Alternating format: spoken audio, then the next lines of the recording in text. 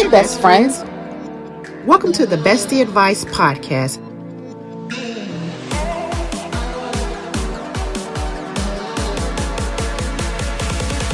Where we discuss all things relationships.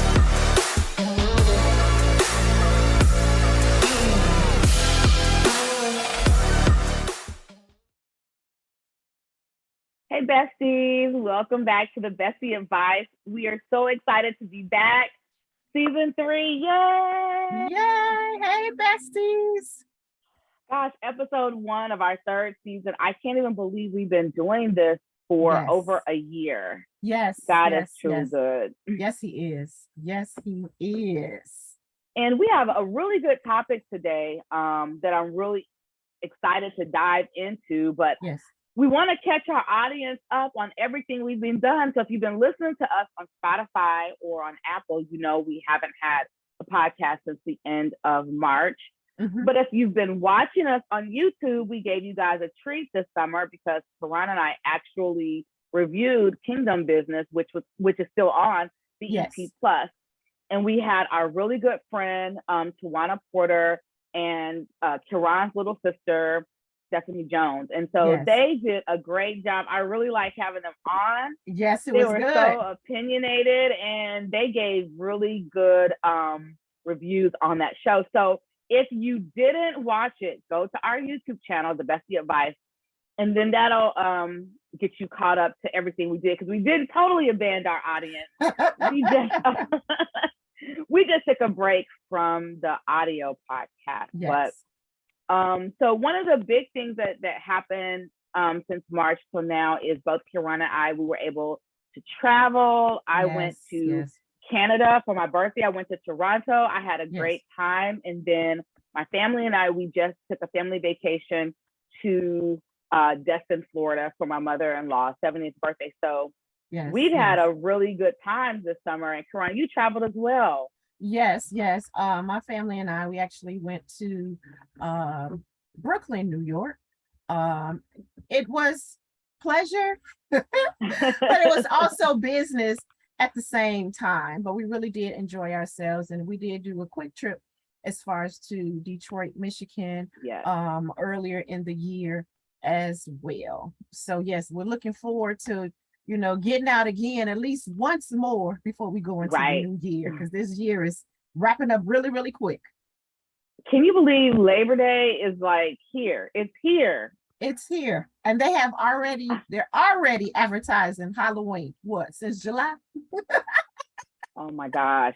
Yes. So what's that mean? Like, it's September already. Happy New Year. So this is like, and so we're very excited about season 3. We have so much in store for you guys, some really good topics about all things relationships, what you have to look forward to this season, relationships in church, in ministries. Karan and I, we are Kingdom women and grew up in church. And so just really exploring the relationships in church, relationships in the workplace, relationships with other business women, entrepreneurs, relationships with our children, even relationships like with our families and death and how we deal with death. So, just stay locked into the Bestie Advice, and you're going to learn so much more about Karan and myself, and you're going to get our perspective and insight on a lot of different topics in a lot of different areas around relationships. And so this show is about real friendships versus reality show friendships versus social media friendships. And so going into that vein of friendships, we lost a really good friend. Yes, we did. Since the last season. She was actually featured on the Bestie Advice, Monica Beverly. She was a dear friend of mine and a very good friend. And so she passed away suddenly due to complications due to a surgery. And so she's definitely going to be missed. And Karan, I want to dedicate this show to her. Yes. So we love you, Monica. We love you.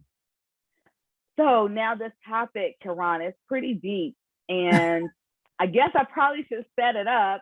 We talk a lot about friendships and relationships. And when we look at what's really on TV and what's really in the forefront now, when you look at influencing people, you have social media.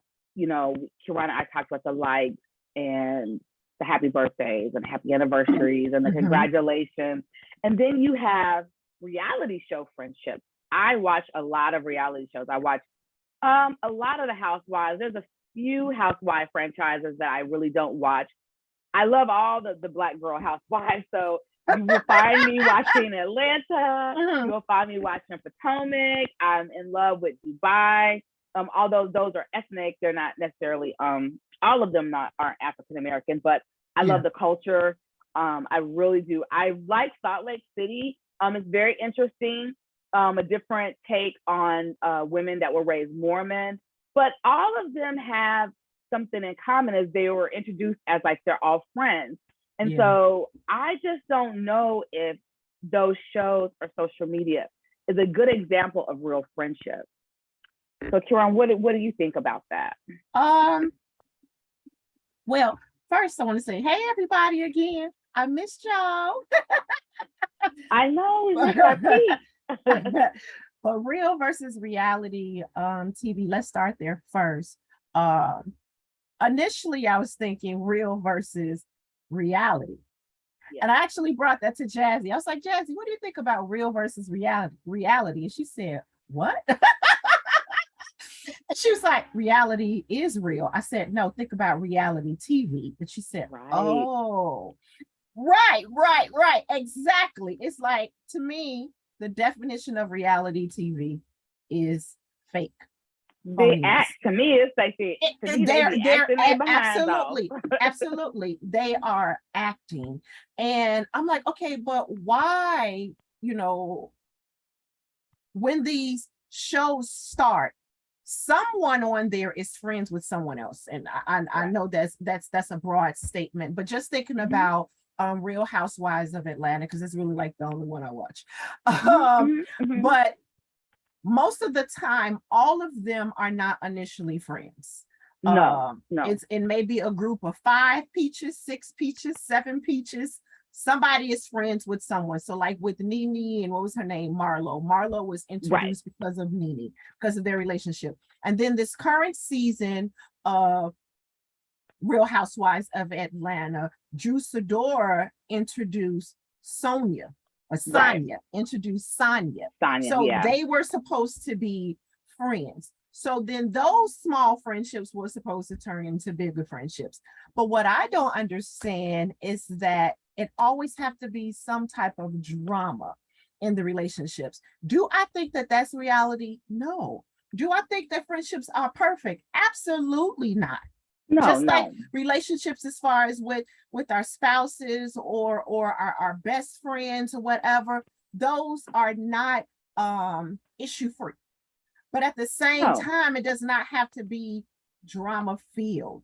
And one thing that kind of came to mind was, why with reality does that drama have to be there? Well, one, TV sales, right? Oh, drama they sales. Want the drama. Yeah. Drama sales. So beefing up situations that draws the audience. Adding drama that draws and that keeps the audience. Ad-libbing to the situation that draws and it keeps the audience. And sometimes, we feel that our issues or our situations in our regular life is not good enough for standard TV. And I think that that's what the producers are looking at. Oh, yeah, you have issues in your marriage, but that's nothing. Let's add an extra woman to your marriage. What? Right. Let's add that you cheating. Let's add that you're not interested in being intimate with your husband. Let's add that in, like beefing things up, adding more drama to it. That's what I don't really like. And I believe that that's what makes reality TV, the beefing up. Yeah. Yeah. And bringing the drama. Watch it. Yeah, they watch it for the drama, but I want to. You brought something up that made me think something about reality TV that's not so reality. So you have the producer that tells you what happened in the last scene with the last girl, and they'll say, "Bring up that she was talking about that person." People stuff get ran back to you all the time, but on TV you can really. My thing is like I always address this issue because she said that. And one of the things about me is like, if you come, well, yeah, if you, Kiran, came and said, hey, this person said something, then I would believe it. And I would ask you, do you want me to say something to them? Yeah. Or, you know, and then I would say, Kiran told me you said it. Mm-hmm. And I would be extra. No, you said it because you said it. Right. You know, but, and that's what happens on reality TV. 9 out of 10 times, you know, things that are said behind your back doesn't necessarily get to you, get back to you. You know what I'm saying? And so on reality TV, everything that's said that gets back to you, like on Housewives of Atlanta, you know, what, you know, Kenya was talking very softly to Sheree. Yes, they were being recorded. So, but she was like, I really didn't like what Tanya's husband said. And then Sheree goes like, well, she didn't like what your husband said. Any wife is going to be crunk when it comes to their man. You know what I'm saying? You know, absolutely. And so I agreed 100% with her checking Kenya, like, don't talk about my man. Like, I would be that woman. But what I didn't like was in the next scene, they played this game and they brought the situation up again. And then Tanya was like, well, you jealous because you ain't got a man. And it's like, that I don't like. Right. That turned me off because it's like, maybe because of my personality, I wouldn't taunt anybody like that. Like, you don't have a husband, but I do, or whatever. I think that's classless. But just thinking about that whole scenario, I wouldn't be in the room with nobody like that. Like, I wouldn't go to a dinner. I wouldn't have a birthday celebration. I wouldn't go on trips and be in the presence of someone that I didn't like. Yeah. And you know what I'm saying? Where they do. I'm sorry, go ahead. No, it's something that you just said. It's, to me, that's what I don't, the difference, let me say it like that. That's the difference between real friendship and reality TV friendships. Adding in that extra layer. So the example that you used was that Kenya went to Sheree and said to Sheree, I don't like what Sonya's husband said. Right. Okay, that's the wrong way to do it. Why we even bring Sheree in the picture? Right. Reality is, or real friendships is, skip Sheree, because what is Sheree going to do? Add drama. The bone collector. Exactly. No, let me go to you, Sonya. Let me holler at you for a minute. Yes. So I didn't like what your husband said to me. I was gonna address him, but I'm gonna give you the respect and I'm gonna come to you. Right. So it's like just dealing with things like that, adding in extra people, and then even some of the scenes that took place on the Housewives, like people, I forgot whose house Kenya was at, but she walked into their house like, let me tell you what happened yesterday. Like, she walked in with the gossip. The person was not there, but you're coming in with the gossip. Like, why are we doing that? Real friendships, we're not finding a reason to go around and talk about our friends. That's not a friend. If I have to go around talking about them, if me and you, if we cool, why am I going over here to Tawana and talking to Tawana about you? You're not my friend. If there's a problem or if there's an issue, I need to be addressing it with you, not going to somebody else and saying it to them. Like, no, that's not reality. I think but that's what they do on there. That's what and everything is, let's apologize and move forward. Let's apologize and move forward. But I will say one thing that I appreciate about Kenya this season with Marlo is when she said, I've tried to be friends with you and make up, because Marlo is so quick to say, I'm sorry. Oh, I was not adopted. What was it? Oh, I was an orphan or whatever. Something was with her life. You know, we talk about each other. It's okay. I love you guys. Let's move forward. I love you guys. That don't fly with me personally. After you keep jabbing me, I this one friend that I had that kept doing it, I was like, oh no, we done. You know, and so I was understanding Kenya's point of view when she said, let's go back to the first thing you said about my mother. And then you talked about my husband. So I watched this interview with Kandi, and Kandi said they had to take so much stuff out of what Marlo was saying to Kenya about her child about her husband. It So was she just went bad. in on her. Yes, and that the producers had to take it out. So when Kenya's saying, no, I don't want to talk to you, I don't want to, address you, I don't want to interact with you because you really don't have love for me. When I was sick, you said I was lying. And so then I took a step back and said, you know what, I can appreciate. I felt like that was honest. Like I felt like, okay, she's not acting in this part. She's literally saying, I'm done, which is true. Unfortunately, they're coworkers. They're on a reality show, so they have to be in these scenes. What concerns me about all of it is that what is this showing younger people, older people about friendships? We can just apologize and move forward until the next argument. With no repercussions. No consequences, no repercussions, just apologize and move on. We in the Bible days for real, right? I mean, and I agree with the apology, but when you are sorry or repentful or hurt or, legitimately you're hurt that you hurt your friend, you don't do those actions again. Yeah. You know what I'm saying? If you and I got into it and I was like, oh my gosh, I am so sorry. I did not mean to hurt you. I'm not going to hurt you in that way again. Like, I'm not going to do it. I'm going to be conscious, like, oh, Kiran don't like that, so I need to make sure that I don't do that. But in Housewives, they all do the same thing. They talk about each other. Then it gets back. They talk, and they pick the smallest things to blow up. And I'm like, I don't want friends like that at all. Yeah, I look at reality TV friendships are not healthy. They're toxic. If you want to live a toxic life, then go ahead and pattern your relationship after what you see on TV. But I want to live a peaceful life, as much peace as I can have.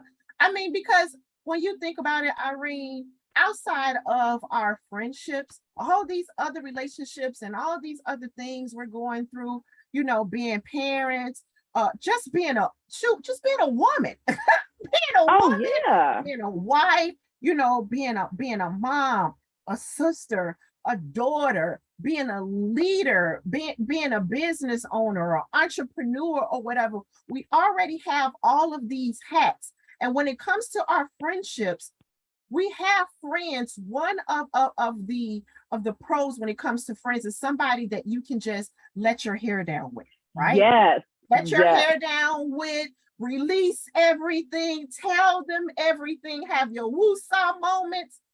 I don't want my friendship to be something that's drama filled. I don't need that. You already got drama everywhere. Oh my gosh. I don't need that. And I just feel that reality TV friendships, they're toxic and they're not healthy. Not healthy at all. But here's one thing that actually stood out in regards to reality TV is the fact is I've come to the realization that somebody has to shine on it. That's why it's so much drama. Somebody has to be the star, baby. So in Nene Leakes days, baby, she was the star, right? Well, because that's because she could read you. Yes, you didn't want her to read you. It's like... So just thinking about that, Irene, when it comes to so back up. I'm going back to what you said. She can read you, whatever. She can tell you off. She's the one that's making all the money and she's letting you know she's making all the money. It's about shining. It's about who's best, about outdoing somebody else. Real friendships, why do we have this competitive spirit? Like, what are we doing here? Why am I comparing myself to you? Why is anybody outshining anyone? We're friends, right? So what do you really think about that? But that's real life though, too. People be secretly competing with you. Yes. And sometimes I can discern it. There are times when I can discern, like, hold on, wait a minute. There was a shift just happened here. You competing with me and you don't. Yeah. Because I'm the type of person that when someone teaches me how to fish, I'm going to teach the next person how to fish. But you too busy trying to steal my fish when I would give it to you. Yeah. You know what I'm saying? Yeah. But but because you're trying to steal it, you know what I'm saying? You're not even taking the time to get to know me, knowing that I will teach you how to do it. Exactly. You know what I'm saying? Exactly. But back to our very, very first podcast in season 1, it takes time to get to know that person. You wouldn't try to compete with me or outdo me, you know, she got 2 cars, I'm gonna get 3.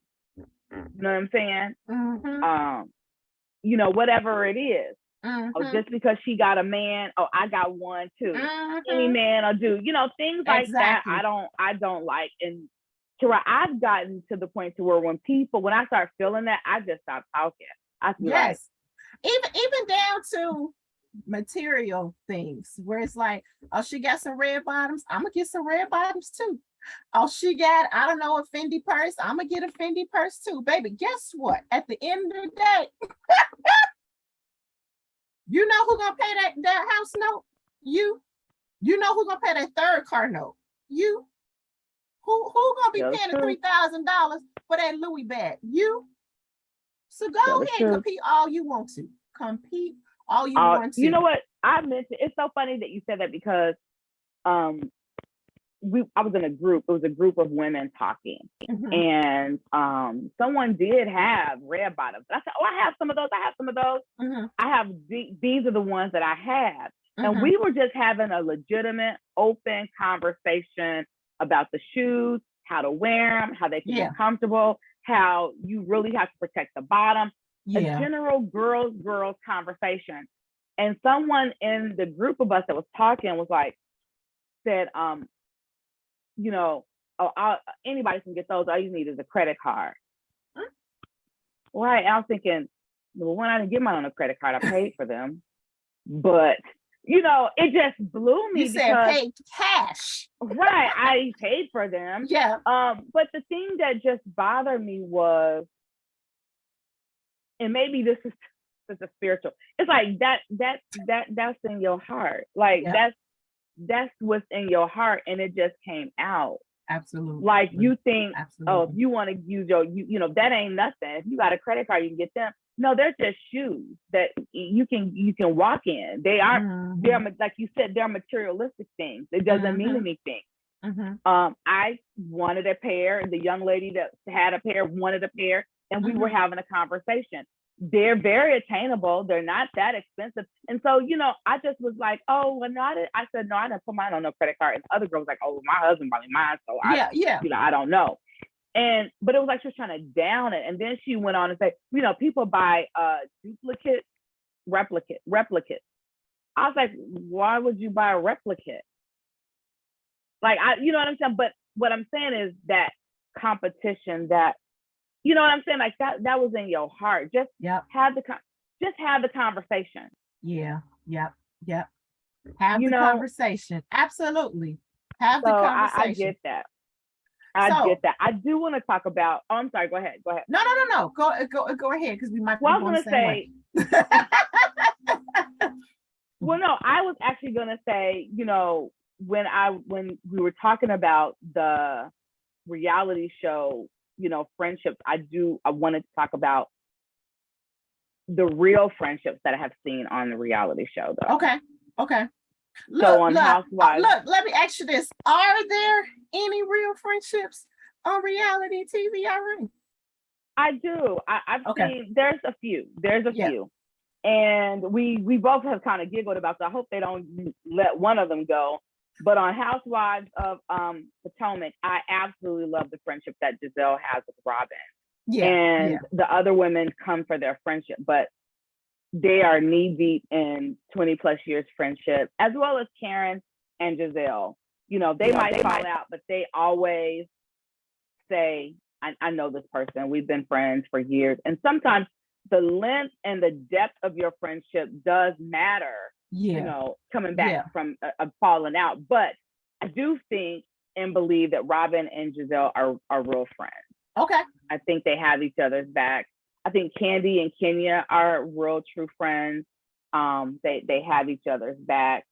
I don't know, about really when I look at, well, I know on Dubai, Chanel Ayan and I think her name is Lisa. I think they're real friends. Yeah, Okay. so they work with each other. But like we just talked about, that whole competitive thing, that whole talk about each other thing, they're gonna have to fight to keep those friendships authentic and real. Because the first thing people will try to do is try to turn them against each other. I was about to say, shoot, put that in your contract. When you get big or you get to a certain level, like, oh, you want to keep me on for another season?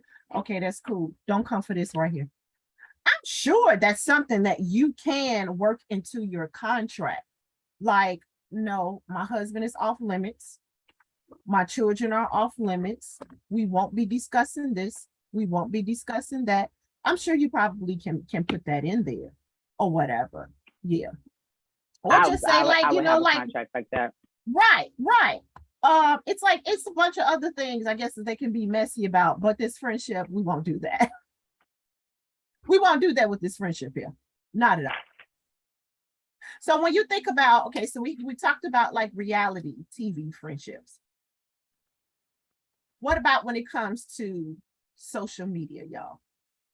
So I look at social media friends as those that, we connect on Facebook, on our followers on Instagram, maybe your followers on Twitter or whatever, those is following you on Snapchat. And, you reality, I'm not trying to be funny, I'm being real. In reality, you may have 5 friends, but on social media, you got 5,000 friends, right? And these are the people that's showing you love or like. So they're liking your posts, they're loving your posts, caring about your posts. They're the ones that you're saying happy birthday to, happy anniversary to. You're liking their kids videos, or the videos as far as with their husbands, whatever, right? But you really don't have any conversations with these people. You really don't have relationships with these people. I look at it, actually read some about this as well. These are considered to be low to no maintenance friendships. Low to no maintenance type of friendships. The friendships that you don't have to work at, right? So social media, most people show the green side of things. Very few people, because some people do. Some people, shoot, they put their world out there. I don't understand how they do it. I'm not saying fake in front and make it seem like I'm living the best life, but I'm very mindful with what I put on social media. So you're not getting all the nitty and the gritty, and that's on purpose. Okay. I'm living a private life, and I'm allowing you to see what I want you to see on social media. Right. You may say, well, that's not showing the real. Absolutely, it is. I'm just showing you what I want to show you, and that's my prerogative. I can do that, right? But then when you talk about the low to no maintenance and people only showing the green side of things, the grass is always greener on the other side. Friendships is a grooming process for this green. The grass is green with real friendships, but it's a grooming process. Right. That is some type of process. It's green because it's about what you make it to be, but it's a grooming process. Social media ain't no grooming process. You're not maintaining anything. No. So what do you think about that? The reality or real friendships versus these social media friendships? I want you to talk before I go into this whole grooming process thing. Right. No, I agree with you though, but I shared this with you. I saw a meme that says your social media friends ride harder for you than your real friends. Mm-hmm. And I was like, no, like these people don't know you. Yes, they're telling you, yes, girl, congratulations, and you go, girl, and they're doing all of that, as they should, as we all should. We should all clap for each other. Yeah. But your real friends know that using myself for an example, Kiran, you knew how hard it was when I was in school getting my doctorate degree. Yes. I knew how hard it was for you when you were going to school getting your master's degree. Everything that you are dealing with. And then you're able to post, I'm done, I'm finished. So yes, people are saying congratulations, but you were there in the tears and the homework and all of that. So that's real friends. Like you're saying, people are seeing your grass already perfect, but they haven't seen what you've done to get the grass there. And as you all know, yes, grass looks beautiful for a few days, then you got to mow it again, fertilize it again. That right there. You still got to you got to go through the process again. Yeah. There's a book that I read, and it has nothing to do with friendships, but our journeys as people. And High Speed and High Places, and it's all about your journey, and from the valley to the mountaintop, getting over fear, and it's all about just discovering who you are. And in the Lord, it's a Christian book, but discovering who you are, getting over fear. But when people see you on social media, you've gotten over a situation or a fear or a failure, or you've knocked down a goal that you wanted to complete. You've done something great. Most of the times that's what people are showing you. And so to say your social media friends are cheering more for you than your real friends, I just find that to be, it lets me know where most people's mindsets are, because real friends are there for you through thick and thin. Absolutely. They clap for you, they cry with you, because nobody's life is perfect. And this is the thing about relationships and friendships, was why I'm happy that we have this platform, Kiran, is it's so important to your mental health. I know when I start feeling down, I'm like, wait, something's off with me. I know that I can call you, and there's a few other people, but it's so important to have friends. Just you and I and our husbands having dinner Monday was a boost to my mental health. It was something that I needed. We hadn't spent time together in a while. And it was like, oh, I miss being in your presence, and it just reminded me like how much I value your friendship, just when we're able to spend that time. And it makes me sad when people aren't able to experience the type of love and admiration that I have for you and you for me, and the camaraderie we have with our husbands. It makes me sad that people are looking for this on social media, people that they possibly could never even meet in real life. Absolutely. Over a like or a love or a yes, girl. Like, no. For people that you friends. But you're getting this, Irene, from people that you may never touch, people that you may never talk to on the phone, get a text message from, like no touching at all. Right. And you're cool with that. Like, you're cool with that. So here's a good segue into this whole grooming process of friendship and keeping your grass green, as far as with social media reality. I mean, real friends. I keep on saying reality, real friends. So again, social media friends, we show that green side. But real friends, like I said, it's a green side. It's the grass is green. But we gotta groom that grass, right? We gotta till the soil.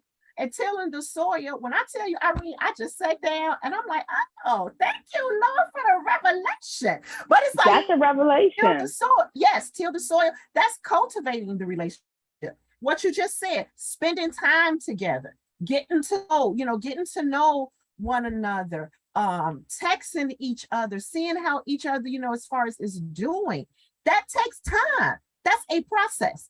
Yeah, people can say all day, I met this person on day one and we talked all night and we just got to know each other. You still don't know everything about that person. You still don't know. I don't care if you talk 24 hours. Hey, you still don't know everything about that person. And then you got to water the grass, right? You got to water the grass. That's checking in. That's pouring into one another, uplifting one another, giving each other kudos and accolades or whatever. Yes. It's not always about them giving into you or pouring into you, but you're doing the same thing with them. I'm proud of you. You had an awesome accomplishment. And I'm like, oh my God, Irene, I'm so proud of you. Yes, you motivate me. And I'm not ashamed. I'll tell any and everybody, Irene, she motivates me. You motivate me to push on. Forget all of this that's going on around you. Push as best as you can, because sometimes it can be hard. But to be able to pass all of that, see your goal, press towards the mark.